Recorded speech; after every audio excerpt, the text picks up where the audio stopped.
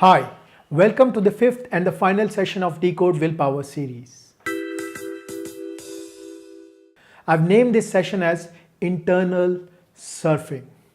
In this session, we are going to cover how feeling bad impedes our success and derails our willpower challenge. We will also understand what internal surfing is about and how it is the biggest step to counter your internal willpower challenge. What will happen if I ask you to not think about a pink elephant? What if I ask you not to think of a pink elephant riding a scooter? No. Do not think about black hairs on pink elephant.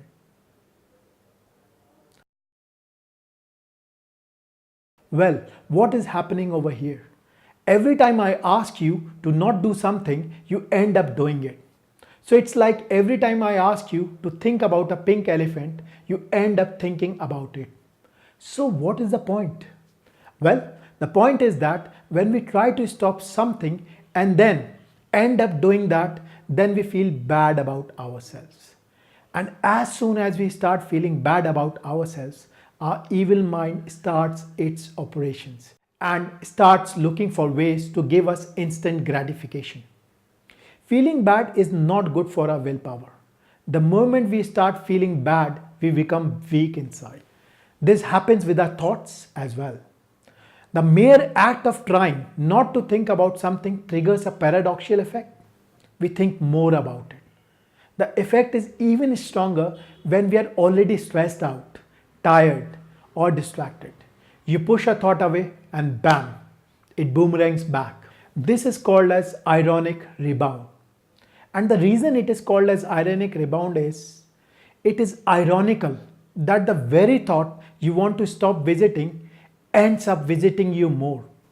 So why does this happen? That the activity which we want to stop thinking about, we end up thinking about more. Well, the reason behind this is how our conscious mind and our subconscious mind operate. Let us try to understand this further and see the qualities of our conscious mind as well as our subconscious mind. Our conscious mind is responsible for our logical and analytical abilities. Our subconscious mind is responsible for our feelings, emotions, etc. Our conscious mind has limited energy. However, our subconscious mind is a bundle of energy. It even operates when we are sleeping. So let's say you wanted to stop eating sweets and you have told yourself that you're not going to eat sweets. But somehow a temptation is right in front of you. Let's say you were asked to get dinner or lunch from a sweet shop. So let's see how you behave. You enter the sweet shop and try not to look towards the sweet and get on with your business. At this time, you're trying to suppress a thought. So what happens when you try to suppress your thoughts? When you try to suppress a thought of sweet, your subconscious mind takes on the job of directing your attention towards anything other than the sweets. So you start looking here and there. Your subconscious mind, however, will notice the sweets and you will also get a smell of sweet and your mouth will start feeling the taste of the sweet and it will start watering. So you see, our subconscious mind looks for any evidence that you are thinking, feeling, or doing, whatever you don't want to think, feel, or do. Now, just imagine if your mental resources are taxed, whether by distraction, fatigue, stress, alcohol, illness, or any other mental drains, you will find it really difficult to control the urge and you will give in. Please remember, our subconscious mind is more powerful than our conscious mind.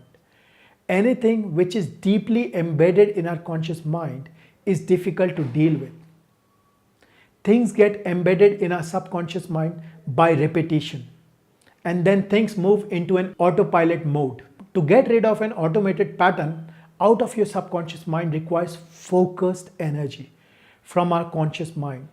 So whenever our focus shifts or gets engaged in any other activity, subconscious mind wins and we give into temptations. Have this ever happened to you that your past relationship haunts you and then robs you of your present? You find it really difficult to concentrate on the present and keep yourself draining from your past. Let me share the experience of one of my clients I was working with. I had this client of mine who was married but had a past relationship which she was trying to get off from. She was deeply connected to this old relationship. She used to think about her past boyfriend and was unable to get over his thoughts. She just could not take him off her mind. She wanted to devote herself to her current relationship, however, found it really difficult to do as her mind was occupied with her past relationship. She wanted to badly get rid of the thoughts of previous relationship. But the more she tried, the more fixated he got in her mind. Her past was robbing her present relationship. So what was she trying to do? She was trying to suppress a thought and run away from that thought of her boyfriend as it was affecting her current family life. Believe me, this happens to a lot of people I work with in various ways where they want to get rid of their past thoughts and beliefs but end up thinking more about them. So let's try to understand what was actually happening in this case. She was trying not to think about her past boyfriend since this thought was not right in her mind and in her world. Thinking about the thought made her feel bad about herself. First of all, this itself is a disempowering belief. Secondly, she cannot control what thoughts her mind will produce. This is a subconscious mind function. We cannot control the kind of thoughts our mind produces. But what we can control is what thoughts to focus on. Since she was thinking more about it, she felt bad about it. The more she felt bad about it, the more she wanted to not think about it. So you see the kind of trap she was getting into. Suppressing the thought about a past relationship was taking her nowhere. Now I'm going to park this example over here for the time being as I want to talk about what could be done in these kind of scenarios. We'll get to this example at a later stage and see what she did about this. So we have laid out the problem till now. The more you suppress your thought or feelings, the more you end up feeling it. What should we do then? What is the strategy to get around this problem?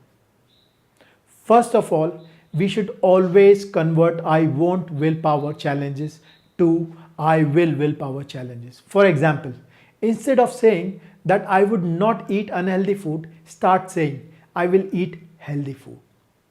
The second and the most important way is the power of internal surfing. So let's see what is internal surfing and how you can apply it in scenarios like this. Let's look at the word itself, internal, which means going inside ourselves.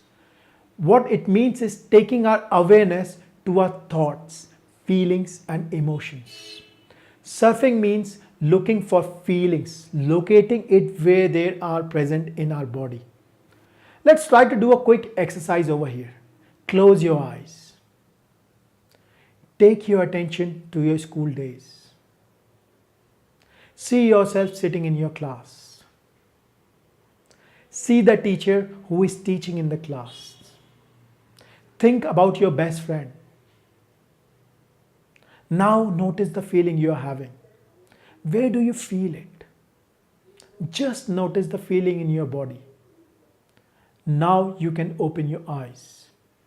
If you have done this exercise, you will know what I am talking about. If you have not, I would request you to rewind this and do this exercise. The experience you have had is what internal surfing is about. You take your awareness from an outer world to an inner world. The idea is not to fight with the thought you want to suppress or avoid. The idea is to understand it and give it its due. The moment you start doing it, the thought you were trying to suppress will lay down its arms and you will become free. Let's see how we go about this when you are trying to suppress a thought. Step 1. Notice yourself when you are feeling a temptation or craving. Like, I want to have sweets. Accept the thought or feeling without trying to immediately distract yourself or argue with it. Remind yourself of the internal awareness exercise. Look inside and see where you are feeling the urge to eat the sweet. Step 3. Say to yourself inside, my thoughts and feelings aren't always under my control. But what I choose is always in my control. Step 4. Tell yourself that you are conscious and powerful, and this feeling and thought is a passing feeling, and you will let it go instead of reacting to it. Step 5. Remember your goal. Remind yourself of whatever your commitment is. Since you have understood this now, let us connect back to our example where my client was trying to suppress her thoughts and feelings. Let's see how she applied this strategy. She started noticing when the thought of her boyfriend came in. She started accepting the feeling she was having, and instead of running away from the feeling, she started respecting those feelings and started understanding that those feelings were a part of her. She gave those feelings their space in her mind. She started remembering them as a wonderful past she had. And the moment she started doing that, she started making peace with her past. She started saying to herself that she understood that these feelings would come to her and she could not control them.